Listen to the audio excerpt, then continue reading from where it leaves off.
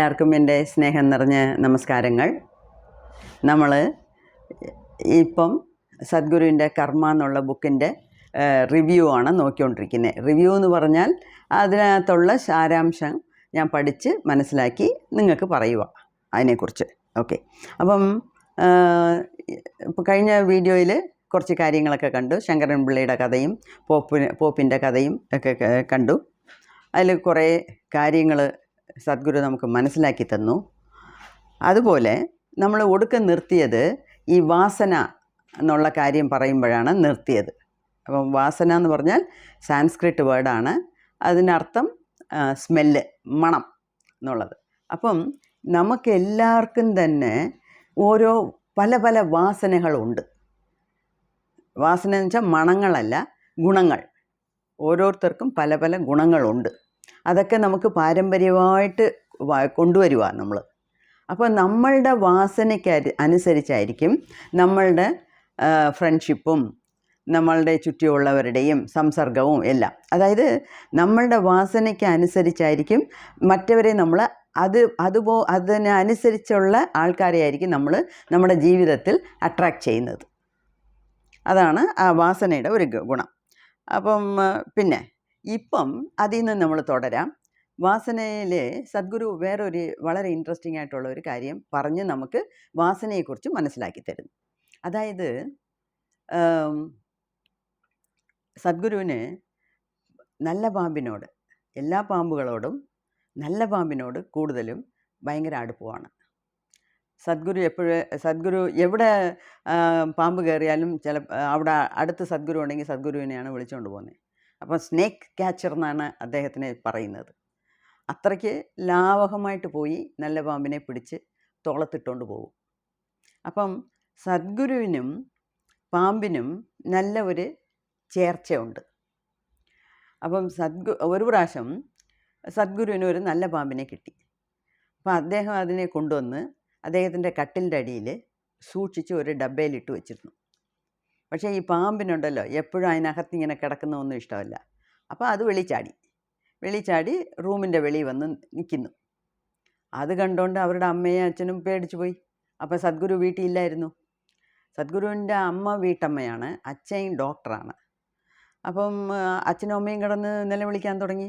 ഇത്രയും വലിയ നല്ല പാമ്പിനെ കാണുമ്പം പേടിയല്ലേ, കോബ്ര വിളിക്കാൻ. അപ്പോഴത്തേക്ക് സദ്ഗുരു വന്നപ്പോഴത്തേക്ക് ഇതെന്തോ പ്രശ്നമാണ് എന്ന് വിചാരിച്ച് നേരെ അകത്ത് പോയി പാമ്പിനെ കയ്യിൽ എടുത്ത് വെളിക്കൊണ്ട് കളയുന്ന പോലെ ടെറസിൽ കൊണ്ടുപോയി സൂക്ഷിച്ചു വെച്ചു. അപ്പോൾ ടെറസിൽ കൊണ്ടുപോയി സൂക്ഷിച്ചു വെച്ച് അതിനെ ഇങ്ങനെ നോക്കിക്കൊണ്ടിരുന്നു. കുറച്ച് നാളായപ്പം അത് ടെറസിൽ നിന്നും ചാടി. അത് ഒരു ദിവസം ഇങ്ങനെ സദ്ഗുരു അവിടെ ഇല്ലാത്തപ്പം ടെറസിൽ നിന്ന് ചാടി വെളിയിൽ വന്ന് അത് എവിടെയോ കയറി. ആളുകളെല്ലാം പേടിച്ച്. അപ്പോഴും സദ്ഗുരുവിൻ്റെ അമ്മയും അച്ഛനൊക്കെ ഉണ്ട്. ആ ചുറ്റുവട്ടാരത്തിലെങ്ങാണ്ടാന്ന് എല്ലാവരും ഉണ്ട്. പേടിച്ച് എല്ലാവരും കൂടെ വിറച്ചുകൊണ്ടിരിക്കുന്നു. അപ്പോഴും ആ കറക്റ്റ് സമയത്ത് സദ്ഗുരു വന്നു. പിന്നെ അതിനെ എടുത്തുകൊണ്ട് പോയി കാട്ടിൽ കൊണ്ടെങ്ങാണ്ട് വിട്ടു. അപ്പം ഇതിൽ സദ്ഗുരു എന്തോ പറയുന്നതെന്ന് വെച്ചാൽ ഈ വാസനയെ മനസ്സിലാക്കിപ്പിക്കാൻ വേണ്ടി ഒരു സദ്ഗുരുവിൻ്റെ ജീവിതത്തിൽ നടന്ന ഒരു സംഭവമാണ് എടുത്തു പറയുന്നത്. അപ്പം അദ്ദേഹം എന്തോ പറയുന്നതെന്ന് വെച്ചാൽ എനിക്കും നല്ല പാമ്പിനും നല്ല ഒരു ഇണക്കമുണ്ട്, ഒരു ഫ്രണ്ട്ഷിപ്പുണ്ട്. അതേസമയത്ത് എൻ്റെ അമ്മയ്ക്കോ അച്ഛനോ മറ്റവർക്കോ അതിനെ കാണുമ്പോൾ പേടിയാണ്. എനിക്കൊരു പേടിയില്ല. എനിക്കതിനെ സ്നേഹത്തോടെ നോക്കാനാണ് പറ്റുന്നത്. അപ്പം എനിക്കും പാമ്പിനും ഒരു നല്ല ഇണക്കമുണ്ട്. അപ്പം എനിക്ക് പാമ്പിനെ അട്രാക്റ്റ് ചെയ്യാനുള്ള വാസന എൻ്റെ ഉള്ളിലുണ്ട്. അതുകൊണ്ടാണ് എനിക്കതിനെ കാണുമ്പോൾ പേടിയില്ലാത്തത്. അതുമാത്രമല്ല, സദ്ഗുരു എന്തോ പറയുന്നത് വെച്ചാൽ ഈ യോഗീസ് എന്ന് വെച്ചാൽ ഏകദേശം നമ്മളൊക്കെ തന്നെ, നമ്മൾ തുടക്ക സ്റ്റേജിലുണ്ടെന്നേ ഉള്ളൂ. യോഗീസും യോഗിനീസും ഈ മെഡിറ്റേഷനെല്ലാം ചെയ്യാൻ തുടങ്ങുമ്പം നമ്മളുടെ എനർജി ലെവൽ കൂടും. ഈ എനർജി ലെവൽ കൂടുമ്പം ഈ പാമ്പുകളെല്ലാം നമ്മളെ നോക്കി അട്രാക്റ്റ് ആവും. അത് നമ്മളെ അറ്റാക്ക് ചെയ്യത്തില്ല, നമ്മളെ കൊത്താനോ ഒന്നിനും പോകത്തില്ല. എന്താണെന്ന് വെച്ചാൽ യോഗീസിനും പാമ്പിനും ഈ ഹയർ എനർജി ലെവലിനോട് ഒരു താല്പര്യമുണ്ട്. ഈ പൊതുവേ ഹിന്ദുയിസത്തിൽ നമ്മൾ പാമ്പിനെ പശുവിന്, കാക്കയ്ക്ക് എല്ലാം ഒരു പ്രാധാന്യം കൊടുക്കുന്നുണ്ട് നമ്മുടെ ജീവിതത്തിൽ. കാക്കയ്ക്ക് ചോറ് കൊടുക്കണം, കാക്കയ്ക്ക് ഫുഡ് കൊടുക്കണം. പിന്നെ പശുവിനെ നമ്മൾ ദൈവമായിട്ടാണ് ആരാധിക്കുന്നത്. കാമധേനു, പശുവിൻ്റെ പിന്നാലെ മഹാലക്ഷ്മിയുണ്ട്. കാമധേനുവിൻ്റെ പടം കണ്ടാൽ അറിയാം ഏതേത് സ്ഥലത്ത് ഏതേത് ശക്തികളുണ്ടെന്ന്. അപ്പം ഇത് മൂന്നിനും, പാമ്പിനും പശുവിനും കാക്കയ്ക്കും ഹയർ എനർജി ലെവലുണ്ട്. അതാണ് കാക്ക വന്ന് നമ്മൾ ഫുഡ് വയ്ക്കുമ്പം കാക്ക വന്ന് തിന്നുമ്പം നമ്മുടെ പൂർവ്വജന്മത്തിലുള്ള ആൾക്കാരൊക്കെയാണ് വന്ന് കഴിക്കുന്നതെന്നാണ് നമ്മൾ വിചാരിക്കുന്നത്. എസ്പെഷ്യലി അണ്ടൻ കാക്ക, ഈ കറുകറ് എന്നുള്ള അണ്ടൻ കാക്ക വന്ന് കഴിക്കുമ്പം ഇല്ലേ. അപ്പോൾ അങ്ങനെ ഇതാണ് വാസനയുടെ അർത്ഥം. അതായത് സദ്ഗുരുവിന് പാമ്പിനോട് ഒരു ഇണക്കമുണ്ട്, ഒരു വാസനയുണ്ട്. അതേസമയത്ത് സദ്ഗുരുവിൻ്റെ അമ്മയ്ക്കോ അച്ഛനോ മറ്റവർക്കോ ആ വാസനയില്ല. അതുകൊണ്ടാണ് അവർക്ക് പാമ്പിനെ കാണുമ്പം പേടി. അങ്ങനെയാണ് സദ്ഗുരു പറയുന്നത്. അതുമാത്രമല്ല, വേറൊരു ബുക്കിൽ എഴുതിയിട്ടുണ്ട്, സദ്ഗുരു ദിവസവും ഉച്ചയ്ക്ക്, സദ്ഗുരു ഒരുപാട് ബിസിനസ്സൊക്കെ തുടങ്ങി മൈസൂരിലിരിക്കുമ്പോൾ, പഠിച്ചു കഴിഞ്ഞ ഉടനെ. അതിൽ ഈ സിൽക്ക് വേമിൻ്റെ ബിസിനസ് ചെയ്തുകൊണ്ടിരുന്നു ഒരു പാർട്ട്ണറുടെ കൂടെ. അപ്പോൾ ആ പാർട്ട്ണർ വരുന്നത് ഉച്ചയ്ക്കാണ്. അപ്പോൾ ആ സമയത്തായിരിക്കും സദ്ഗുരു ഫ്രീ ആവുന്നത്. അപ്പോൾ സദ്ഗുരു നേരെ ചാമുണ്ഡി ഹിൽസിൽ ഒരു സ്ഥലം കണ്ടുവച്ചിട്ടുണ്ട്, ഒരു മരത്തിൻ്റെ അടിയിൽ. എന്നും മോട്ടോർ സൈക്കിളിൽ ചാമുണ്ഡി ഹിൽസിൽ പോകും. അവിടെ ആ ഒരു പർട്ടിക്കുലർ സ്ഥലത്ത് ഇരുന്ന് ധ്യാനം ചെയ്യും ഉച്ചയ്ക്ക്. അപ്പം സദ്ഗുരു ഇരുന്ന് മെഡിറ്റേഷൻ ചെയ്യുമ്പോഴത്തേക്ക് ഒരുപാട് പാമ്പുകൾ വന്ന് സദ്ഗുരുവിൻ്റെ ചുറ്റിയിലും നിൽക്കുമെന്നു. സദ്ഗുരുവിനെ കൊത്താനോ ഉപദ്രവിക്കാനോ ഒന്നും പോകത്തില്ല. എല്ലാ പാമ്പുകളും വന്ന് സദ്ഗുരുവിൻ്റെ അടുത്തടുത്തിരിക്കും. സദ്ഗുരു എണ്ണിച്ചു പോകുമ്പോൾ അതും എണ്ണിച്ചു പോകും. അപ്പം അതാണ് ഒരു ഹയർ എനർജി ലെവലിലുള്ള ഒരു ഇണക്കം. അതിൻ്റെ പേരാണ് ഈ വാസന എന്ന് പറയുന്നത്. അപ്പോൾ ഇങ്ങനെയൊക്കെയാണ് വാസനയെക്കുറിച്ച് സദ്ഗുരു എക്സ്പ്ലെയിൻ ചെയ്ത് തരുന്നത്. വേറൊരു കാര്യമുണ്ട്, ഏറ്റവും വലിയ ശക്തിയായ കുണ്ടലിനി ശക്തി നമ്മുടെ മൂലാധാരത്തിൽ ഉറങ്ങിക്കിടക്കുന്നു എന്നാണ് പറയുന്നത്. അപ്പോൾ ഈ കുണ്ടലിനി ശക്തിയെ, അതായത് നമ്മുടെ പരാശക്തി, ആദിപരാശക്തിയാണ് കുണ്ടലിനി ശക്തിയായിട്ട് പറയുന്നത്. അപ്പോൾ ഈ കുണ്ടലിനി ശക്തിയെ ഏത് രൂപത്തിലാണ് അവിടെ കിടക്കുന്നത്? അപ്പം അതായത് 3.5 ചുറ്റ് പാമ്പിൻ്റെ രൂപത്തിലാണ് കുണ്ടലിനി എന്ന് പറയുന്ന ശക്തി ഇവിടെ മൂലാധാരത്തിൽ ചുറ്റിക്കിടക്കുന്നത്. ചുറ്റി ഉറങ്ങിക്കിടക്കുന്നു എന്ന് പറയും, ഉറങ്ങിക്കിടക്കുന്നു. അപ്പോൾ അത് എണീക്കുന്നതാണ് നമുക്കുള്ള സാധനങ്ങൾ ചെയ്യുമ്പോഴായിരിക്കും അതിനായിട്ട് മേളിൽ കയറി വരുന്നത്. ഓക്കെ. അപ്പം കുണ്ടലിനി ശക്തിയെപ്പോലും നമ്മൾ പാമ്പിനോടാണ് താരതമ്യപ്പെടുത്തി നോക്കുന്നത്. പാമ്പിൻ്റെ രൂപത്തിലാണ് നമ്മൾ കുണ്ടലിനി ശക്തിയെ പറയുന്നത്. ഓക്കെ, അങ്ങനെയൊക്കെ. പിന്നെ വേറൊരു കാര്യം പറയുന്നുണ്ട്. അതായത് സദ്ഗുരു എവിടെയോ യോഗ പഠിപ്പിക്കാൻ പോയി. ബേസിക്കലി സദ്ഗുരു യോഗ ടീച്ചറാണ്. അപ്പോൾ യോഗ പഠിപ്പിക്കാൻ പോയപ്പം അവിടെ ഓപ്പോസിറ്റിൽ ഒരു ഗുഹ ഉണ്ടായിരുന്നു. അപ്പോൾ ആളുകൾ സദ്ഗുരുവിൻ്റെ അടുത്ത് പറഞ്ഞു കൊടുത്തു, ഈ ഗുഹ ഒരു 1900 വർഷം പഴക്കമുള്ള ഗുഹയാണ്. അവിടെ ജെയിൻ സന്യാസിമാർ മുമ്പ് അക്കാലത്ത് വന്ന് ഇവിടെ ഈ ഗുഹകളിനകത്തിരുന്ന് ധ്യാനം ചെയ്തിട്ടുണ്ട്. അവിടെ കാണി എഴുതി വെച്ച് കാണുമോ എന്തുവാണോ, അങ്ങനെ സദ്ഗുരുവിൻ്റെ അടുത്ത് പറഞ്ഞു. അപ്പോൾ സദ്ഗുരു പറഞ്ഞു, എന്നാൽ പിന്നെ നമുക്ക് ഒന്ന് പോയി നോക്കാം, ആ ഗുഹയിൽ പോയി നോക്കാം. എന്നുവെച്ചാൽ സദ്ഗുരു റെഗുലറായിട്ട് മെഡിറ്റേഷൻ ചെയ്യുന്നതാണല്ലോ. അപ്പോൾ സദ്ഗുരുവിന് ഒരു ആഗ്രഹം ഉണ്ടായി, അവിടെ പോയി നോക്കാമെന്ന്. അങ്ങനെ പോയി നോക്കിയപ്പം അവർ, ഗുഹ എന്ന് പറയുന്നത് ഈ കരിങ്കല്ലൊക്കെ കൊണ്ട് ഇങ്ങനെ ചെറിയ കാര്യങ്ങൾ ഇങ്ങനെ ഇരിക്കുന്നതാണല്ലോ ഗുഹ. അതിനകത്ത് നമ്മൾ നടന്നൊന്നും പോകാൻ ഒക്കത്തില്ല, കുനിഞ്ഞ് അല്ലെങ്കിൽ ഇഴഞ്ഞായിരിക്കും പോകേണ്ടി, അത്രയ്ക്ക് ചെറിയതായിരിക്കും. പക്ഷേ അവിടെയൊക്കെ നല്ല തണുപ്പ് കാണും, നല്ല കാറ്റ് വരും. അതിനകത്തിരുന്നാണ് ആൾക്കാർ ധ്യാനം ചെയ്യുന്നത്. ധ്യാനം ചെയ്യാൻ ഒരു തൊന്തരവില്ലാത്ത ഒരു സ്ഥലമായിട്ടാണ് അവർ ഗുഹകളെ കാണുന്നത്. അപ്പോൾ സദ്ഗുരുവിന് ഒരാഗ്രഹം. അപ്പോൾ വൈകുന്നേരമായപ്പം അവിടെ പോയി നോക്കി. അവിടെ പോയി നോക്കിയപ്പോൾ അവിടുത്തെ എനർജി ലെവൽ സദ്ഗുരുവിന് അതൊക്കെ നല്ലപോലെ മനസ്സിലാകും. സദ്ഗുരു 3 കാലവും ഉണരുന്ന ഒരു ജ്ഞാനിയാണ്. അപ്പോൾ സദ്ഗുരുവിന് അവിടെ പോയപ്പം നല്ലപോലെ മനസ്സിലായി, ഇവിടെ ഭയങ്കര പവറാണ്. അപ്പോൾ മെഡിറ്റേഷൻ ചെയ്ത് ഈ ജെയിൻ എന്നുള്ള മതത്തിൻ്റെ സന്യാസിമാർ, ജൈനിസം എന്ന് പറയത്തില്ലേ, അതുപോലെ. അപ്പോൾ ആ സന്യാസിമാരൊക്കെ അവിടെ ഇരുന്ന് അവർ മെഡിറ്റേഷൻ ചെയ്ത സ്ഥലം, അവിടെ എനർജി ഭയങ്കരമായിട്ടുണ്ട്. അപ്പോൾ സദ്ഗുരുവിന് രാത്രി മുഴുക്ക അവിടെ ഇരുന്ന് മെഡിറ്റേഷൻ ചെയ്യണമെന്ന് ആഗ്രഹമുണ്ടായി. അങ്ങനെ സദ്ഗുരു ഇവിടെ രാത്രിയും പോയി. രാത്രി പോയി അവിടെ ഫുൾ ഡേ നൈറ്റ് ഫുള്ളായിരുന്ന് ചെയ്തപ്പം അതായത് ഈ ഗുഹയിൽ തന്നെ ചെറിയ ചെറിയ കുഴികൾ പോലെ ഉണ്ടാക്കി വെച്ചിട്ടുണ്ട്. ഗുഹകളിലാമേ ചിലപ്പോൾ എന്തുവാ മണ്ണിലായിരിക്കാം, കരിങ്കല്ലിലായിരിക്കാം. കരിങ്കല്ലിലുള്ള ഗുഹകളാണ് ഞാൻ ഒരുപാട് കണ്ടിട്ടുള്ളത് പല സ്ഥലത്ത് നോർത്തിലൊക്കെ പോയപ്പോൾ. അപ്പം ആ ഗുഹയിൽ പള്ളം പോലെ വെച്ചിട്ടുണ്ട്. ഈ പള്ളത്തിനകത്താണ് ഈ സന്യാസിമാരിരുന്ന് മെഡിറ്റേഷൻ ചെയ്യുന്നതും കിടന്നുറങ്ങുന്നതും. അപ്പം ഒരു പള്ളത്തിനകത്ത് സദ്ഗുരു കയറി ഇരുന്നപ്പം ആ പള്ളത്തിനകത്ത് ഇരുന്ന് ആ കുഴിവിൽ, പള്ളം എന്ന് വെച്ചാൽ കുഴിവ്, ആ കുഴിവിൽ ഇരുന്ന് ഏത് സന്യാസി മെഡിറ്റേറ്റ് ചെയ്തോ ആ സന്യാസിയുടെ എനർജി മൊത്തം സദ്ഗുരുവിന് മനസ്സിലാകുന്നു. അപ്പം സന്യാസി എങ്ങനത്തെ സന്യാസിയായിരുന്നു എന്നൊക്കെ സദ്ഗുരുവിന് ഓരോന്നും അതിൽ നിന്ന് മനസ്സിലാക്കാൻ പറ്റുന്നു. അപ്പോൾ ആ സന്യാസിക്ക് ഒരു ഇടത്തെ കാല് ഇല്ലാത്ത ഒരാളായിരുന്നു. അതുവരെ സദ്ഗുരുവിന് മനസ്സിലാകുന്നു. അതായത് 1900 വർഷം പഴക്കമുള്ള ഗുഹയിൽ ഇപ്പോഴും നല്ലപോലെ മെഡിറ്റേറ്റ് ചെയ്യുന്ന ഒരാൾ, സദ്ഗുരുവിൻ്റെ കൂട്ട് ഒരാൾ അവിടെ പോയി ഇരിക്കുമ്പം അവർക്ക് അത്രയും മനസ്സിലാക്കാൻ പറ്റുന്നു. ഏകദേശം 2000 വർഷത്തിന് മുമ്പേ നടന്ന സംഗതികൾ ഇപ്പോഴും മനസ്സിലാക്കാൻ പറ്റുന്നു. അപ്പോൾ അങ്ങനത്തെ ഗുഹകളിലാണ് ഇപ്പോൾ ഹിമാലയാസിലൊക്കെ ഇഷ്ടംപോലെ അങ്ങനത്തെ ചെറിയ ചെറിയ ഗുഹകളുണ്ട്. അങ്ങനെ ഗുഹകളിൽ തേടിയാണ് ആൾക്കാർ പോകുന്നത്. ഹിമാലയത്തിൽ പോകുന്നതെന്ന് വെച്ചാൽ വെട്ടവെളിയിലൊന്നും ഇരുന്ന് ചെയ്യാൻ പറ്റത്തില്ല അവിടുത്തെ തണുപ്പിന്. പക്ഷേ ഈ ഗുഹയ്ക്കകത്തിരിക്കുമ്പം അവർക്ക് കുറേ കൂടെ നേരം ഇരുന്ന് ചെയ്യാൻ പറ്റും. അപ്പം ഇതൊക്കെയാണ് അവിടുത്തെ പവറും എനർജിയും. അപ്പം അവർ നമുക്ക് വേണ്ടി അത്രയും പവർ ഉണ്ടാക്കി വരുംകാല സന്തതികൾക്ക് നമുക്ക് വേണ്ടി വിട്ടുവച്ചിട്ട് പോയിരിക്കുന്നു എന്നാണ് സദ്ഗുരു പറയുന്നത്. അപ്പോൾ ഇതൊക്കെയാണ് നമുക്ക് വാസനകളായിട്ട് നമ്മൾ പാരമ്പര്യമായിട്ട് കൊണ്ടുവരുന്നത്.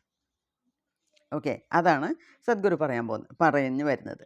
പിന്നെ ഇതോടുകൂടി ഫസ്റ്റ് ചാപ്റ്റർ തീർന്നു.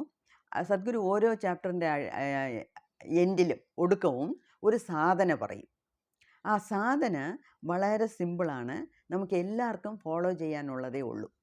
അപ്പോൾ ആ സാധന എന്ന് പറയുന്നത് ഇപ്പം ഒരു പോയിൻ്റ് എപ്പോഴും സദ്ഗുരു പറയും, അതായത് കമ്പൽസീവ്നെസ് ടു കോൺഷ്യസ്നെസ്. അത് രണ്ടിൻ്റെ അർത്ഥം പറഞ്ഞുതരാം. കമ്പൽസീവ്നെസ് എന്ന് വെച്ചാൽ നമ്മളെ ഒരു നിർബന്ധ ബോധം നമ്മളെ അതിനെ ചെയ്യിക്കാൻ നമ്മളെ തൂണ്ടുന്നത്. വേറൊന്നുമല്ല, സിമ്പിളായിട്ട് പറഞ്ഞാൽ ഇപ്പം ഒരാളിന് ലഡ്ഡു ഇഷ്ടമാണ്, അല്ലെങ്കിൽ ഐസ്ക്രീം ഇഷ്ടമാണ്. ചിലർക്ക് അപ്പം ലഡ്ഡുവിനെ വിചാരിച്ചാൽ തന്നെ ലഡ്ഡു തിന്നണമെന്നുള്ള ആഗ്രഹം, അല്ലെങ്കിൽ ഐസ്ക്രീം വിചാരിച്ചാൽ തന്നെ ഐസ്ക്രീം തിന്നണ ഒരു വേഗം, ഒരാഗ്രഹം. ഇപ്പം പറ്റുമെങ്കിൽ അവർ സൈക്കിളോ സ്കൂട്ടറോ എടുത്തോ ഓടിപ്പോയി വിചാരിച്ച മാത്രത്തിൽ അവർക്ക് തിന്നണമെന്നാണ്. ഉടനെ ഓടിപ്പോയി കടയിൽ പോയി വാങ്ങിച്ചുകൊണ്ട് വന്ന് തിന്നും. അത് മാത്രമല്ല, ഇത്രയും കൂടെ നമ്മൾ സംസാരിക്കേണ്ട. നമ്മുടെ വീട്ടിൽ തന്നെ എന്തെങ്കിലും ഭക്ഷണം നല്ലതായിട്ട് ചെയ്യുന്നു, ഒരു ഞായറാഴ്ച എന്തെങ്കിലും നല്ല ഒരു ഭക്ഷണം ചെയ്തു, ചുടുമ്പോഴേ ആൾക്കാർക്ക് ആർത്തിയാണ്, എടുത്തെടുത്ത് കഴിക്കും. അതുമാത്രമല്ല, മേശപ്പുറത്ത് കൊണ്ട് വയ്ക്കുമ്പം ഫുഡ് കണ്ട ഉടനെ തിന്നണമെന്നൊരു ആർത്തി. എന്നും കഴിക്കുന്ന ഫുഡാണ്, അത് വലിയ സ്പെഷ്യലൊന്നുമല്ല, എന്നാലും ഫുഡ് കാണുമ്പോഴത്തേക്ക് അതെടുത്ത് തിന്നണം. ചിലർക്ക് അത് കൺട്രോൾ ചെയ്യാനേ പറ്റത്തില്ല. അതാണ് ആർത്തി എന്ന് പറയുന്നത്.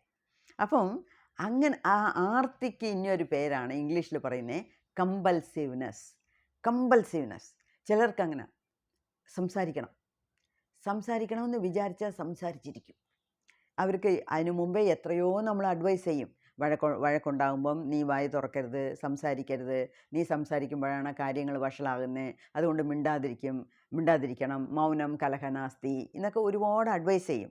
പക്ഷേ അതേ ആളിന് അടുത്ത പ്രാവശ്യം ഒരു ചെറിയ വഴക്ക് വീട്ടിൽ ഉണ്ടാകുമ്പം അവർക്ക് ഈ മൗനം കലഹനാസ്തി എല്ലാം മറന്നു പോവും, കാറ്റിൽ പോയിട്ട് വിട്ടിട്ട് അപ്പം അവർ തിരിച്ചും സംസാരിക്കാൻ തുടങ്ങും. അതായത് സംസാരിക്കണമെന്ന് വിചാരിച്ചാൽ ഉടനെ അവർക്ക് സംസാരിച്ചിരിക്കണം, അല്ലെങ്കിൽ തല വെടിച്ചു പോകും. കഴിക്കണമെന്ന് വിചാരിച്ച് ഫുഡിനെ കണ്ട ഉടനെ കഴിക്കണമെന്നായിരിക്കും. അങ്ങനെ ഒരു കമ്പൽസീവ്നെസ്, ഇത് ഒരു ആനിമൽ ഇൻസ്റ്റിങ്ക്റ്റാണ്. ആനിമൽ ഇൻസ്റ്റിങ്ക്റ്റ് എന്ന് വെച്ചാൽ മൃഗങ്ങൾക്കാണ്. ഇപ്പോൾ പൂച്ചയുടെ മുമ്പിൽ കുറച്ച് പാല് കൊടുത്താൽ പിന്നെ വേറൊരു കാര്യം പറയുന്നുണ്ട്. ഈ കമ്പൽസീവ്നെസ് അനിമൽസിനുണ്ട്. പക്ഷേ അനിമൽസിന് പോലും വയറ് നിറഞ്ഞിരുന്നാൽ അത് കഴിക്കത്തില്ല.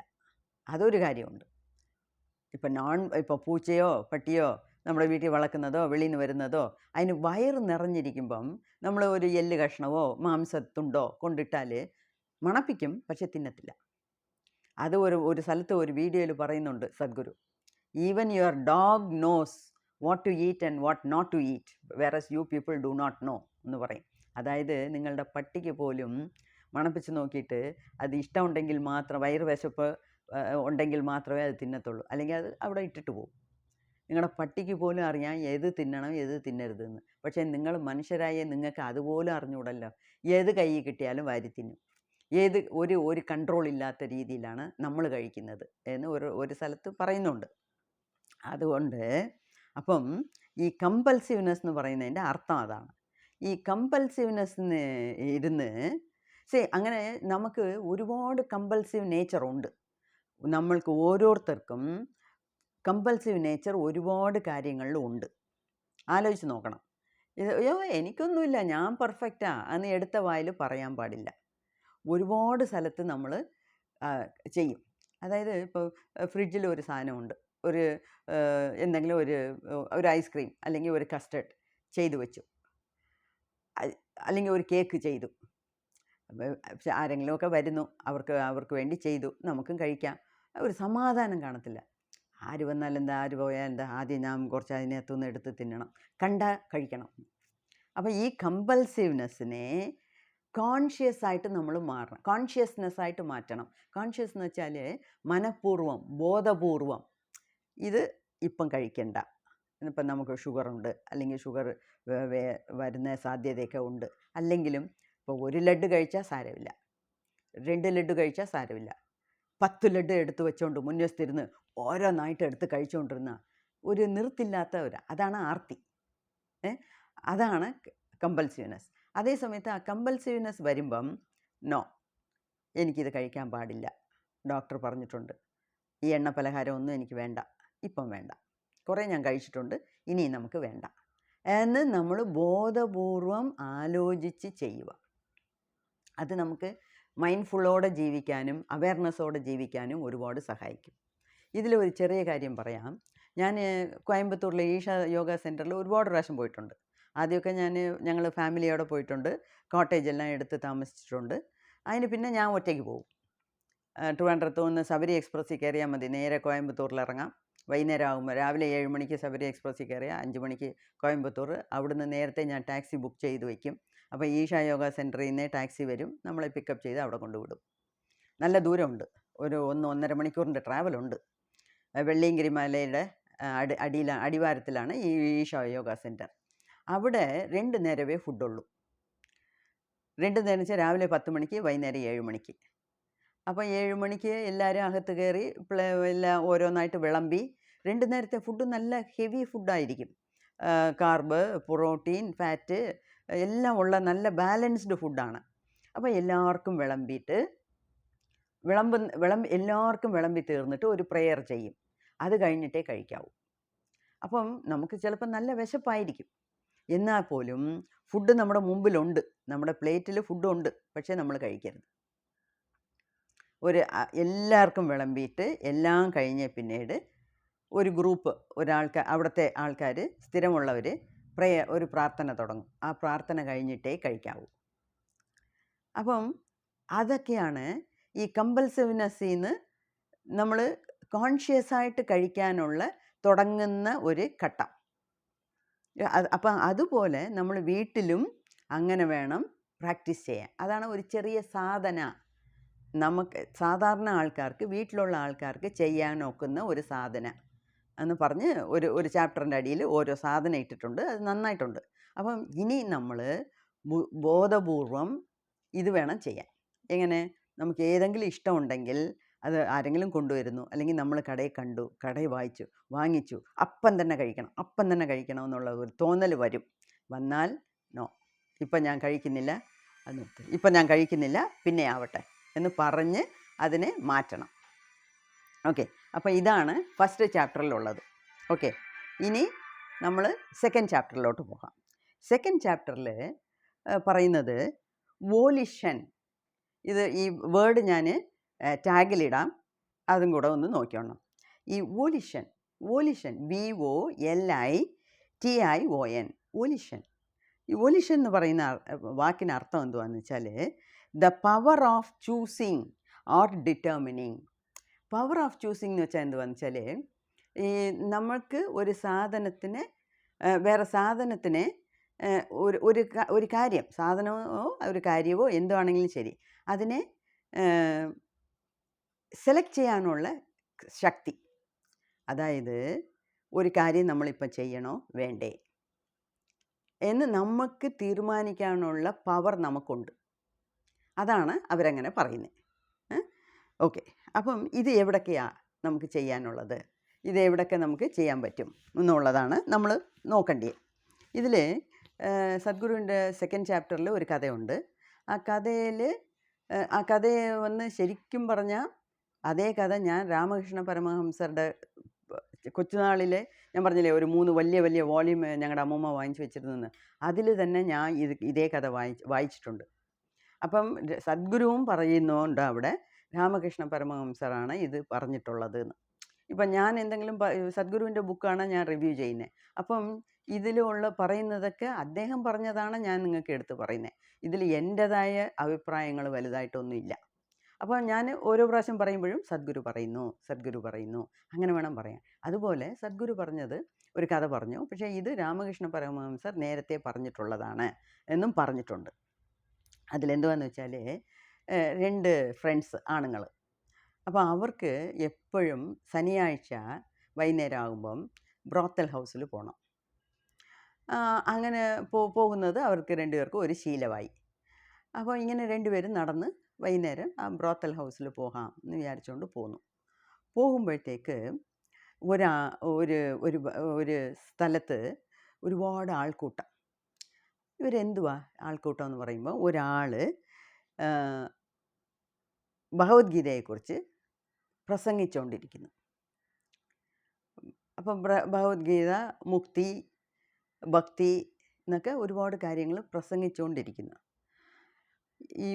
ഈ 2 ഫ്രണ്ട്സിൽ ഒരു ഫ്രണ്ടിന് ഈ പ്രഭാഷണം കേട്ടപ്പം അയാൾക്ക് തോന്നി, ഞാൻ എന്തൊരു കാര്യമാണ് ചെയ്യുന്നത്, ഇത്രയും നല്ല കാര്യങ്ങൾ ഇവിടെ ലോകത്ത് നടക്കുന്നു, ഇതിരുന്ന് കേട്ട് ഞാനും എങ്ങനെ മുക്തി നേടാമെന്നുള്ളത് വിട്ടേച്ച് ഞാൻ ഇങ്ങനെ പല സ്ഥലത്തും അലഞ്ഞു തിരിയുന്നതിൻ്റെ ആവശ്യം എന്തുവാ, ഞാൻ ചെയ്യുന്നത് തെറ്റാണല്ലോ എന്ന് വിചാരിച്ചിട്ട് ആ ഫ്രണ്ടിൻ്റെ അടുത്ത് പറഞ്ഞു, നീ പൊയ്ക്കോ, ഞാൻ വരുന്നില്ല, എനിക്കിത് കേൾക്കണം എന്ന് പറഞ്ഞ് അങ്ങേര് ആ കൂട്ടത്തിൽ ഒന്നായിട്ട് പോയിരുന്ന് ഭഗവത്ഗീതയെക്കുറിച്ച് കേട്ടോണ്ടിരുന്നു.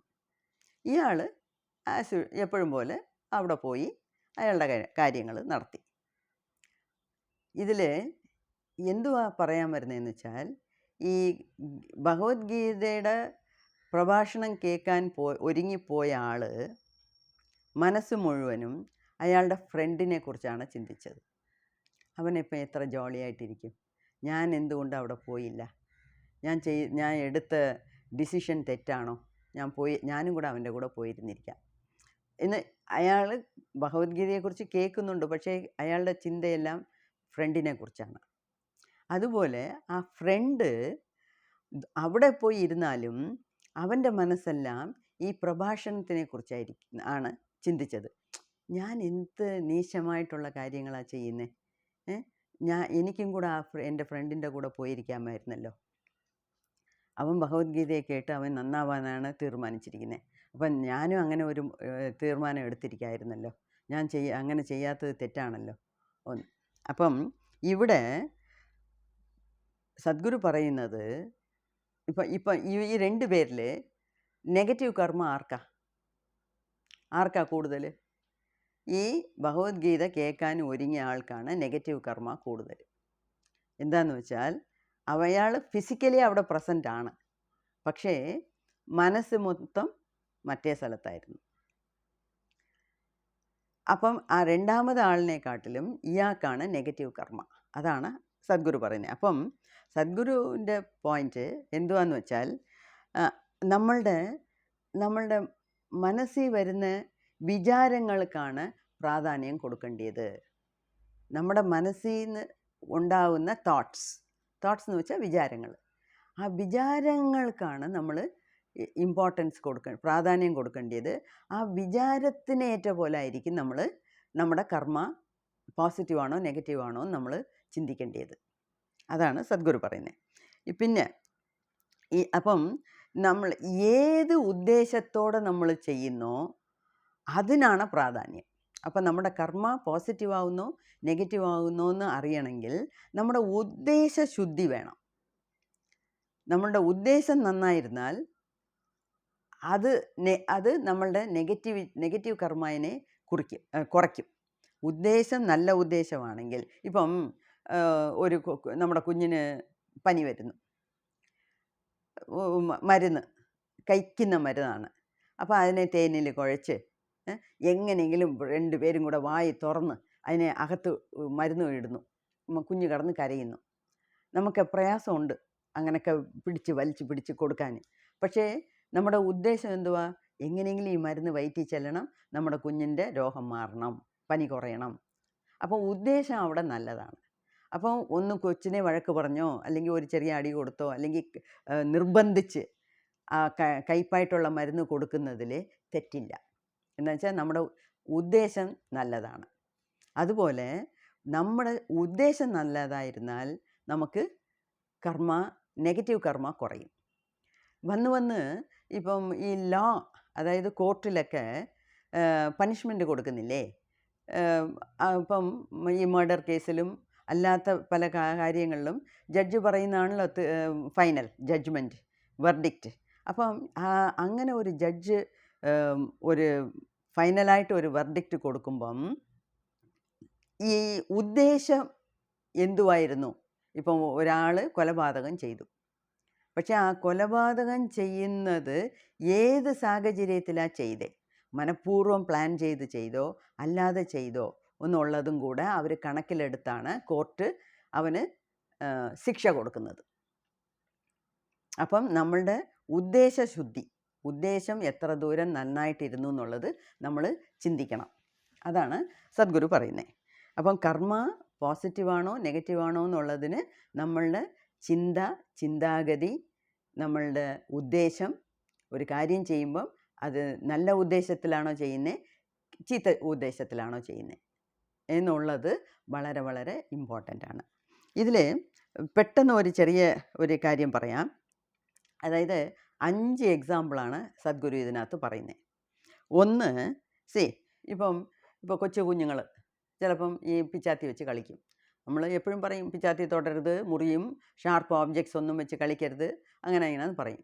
ശരി, നമ്മൾ വലിയവർ കാണാതെ അപ്പം 2 പേര് കുഞ്ഞുങ്ങൾ കളിച്ചുകൊണ്ടിരിക്കുന്നു. അതിൽ അറിയാതെ കത്തി കൊണ്ട് മറ്റേ കുഞ്ഞിൻ്റെ കഴുത്തിലായി. ഇപ്പം ഇവിടെയൊക്കെ വലിയ ഒരു വെയിനുണ്ട്. ഇത് കട്ടായ പിന്നെ ഒന്നും ചെയ്യാനൊക്കത്തില്ല. ഓക്കെ, അങ്ങനെ മറ്റേ കൊച്ച് മരിച്ചുപോയി. വെറുതെ ഇവർ കളിച്ചുകൊണ്ടിരുന്നതാണ്.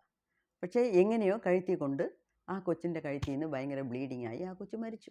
അവിടെ ആരും ഇല്ലായിരുന്നു ആ കൊച്ചിനെ രക്ഷപ്പെടുത്താൻ. ഇതൊരു സംഗതി. രണ്ടാമത്തെ എക്സാമ്പിൾ പറയുന്നത്, 2-3 പേര് അവിടെ ഇരുന്ന് വെജിറ്റബിൾസ് കട്ട് ചെയ്യുന്നു. വെജിറ്റബിൾസ് കട്ട് ചെയ്ത് അവർ തമ്മിൽ വലിയ തർക്കം വലിയ വഴക്കായി, വഴക്കായി. അതിൽ ഒരുത്തൻ സംസാരിക്കുന്ന വേഗത്തിൽ അവൻ ആ കത്തി വെച്ച് ഒരുത്തനെ കുത്തിയതിൽ അവൻ മരിച്ചുപോയി. അത് രണ്ടാമത്തെ. മൂന്നാമത്തെ കേസ്, ഒരുത്തന് പിടിക്കാത്ത ഒരാളുണ്ട്. ഇവനെ എങ്ങനെയെങ്കിലും തട്ടിക്കളയണം. ഇവൻ നമുക്ക് വലിയ ശല്യം തരുന്നു. ഒരു ബിസിനസ് പാർട്ട്ണറായിരിക്കാം, ആരെങ്കിലും ആയിരിക്കാം. അപ്പം എനിക്ക് അവനെ തീരെ ഇഷ്ടമല്ല എന്ന് പറഞ്ഞ് അവൻ പ്ലാൻ ചെയ്ത് അവനെ കൊല്ലുന്നു. അത് മൂന്നാമത്തെ. നാലാമത്തെ, ഒരുത്തനെ കൊല്ലാൻ വേണ്ടി തന്നെയാണ്, പക്ഷെ അവനെ ഫ്രണ്ടായിട്ട് വിചാരിച്ച് അഭിനയിച്ച് വീട്ടിൽ കൊണ്ടുവന്ന് ഫുഡ് കൊടുക്കുന്ന പോലെ കൊടുത്ത് ആ ഫുഡിൽ വിഷം കലർന്ന് കൊല്ലുന്നു. അപ്പം ഈ 4ലും ഓപ്പോസിറ്റിലുള്ള ആൾ മരിച്ചു. അപ്പം ഇവനെ എങ്ങനെ ചെയ്ത ആളിന് എന്തായിരുന്നാലും ശിക്ഷ ഉറപ്പാണ്. ശിക്ഷ എന്ന് പറയുന്നത് ജയിലിൽ പോയി കിടക്കേണ്ടി വരും. അതാണല്ലോ അവന് കിട്ടുന്ന ശിക്ഷ. പക്ഷേ ഈ ശിക്ഷയിലും ലെവലുണ്ട്.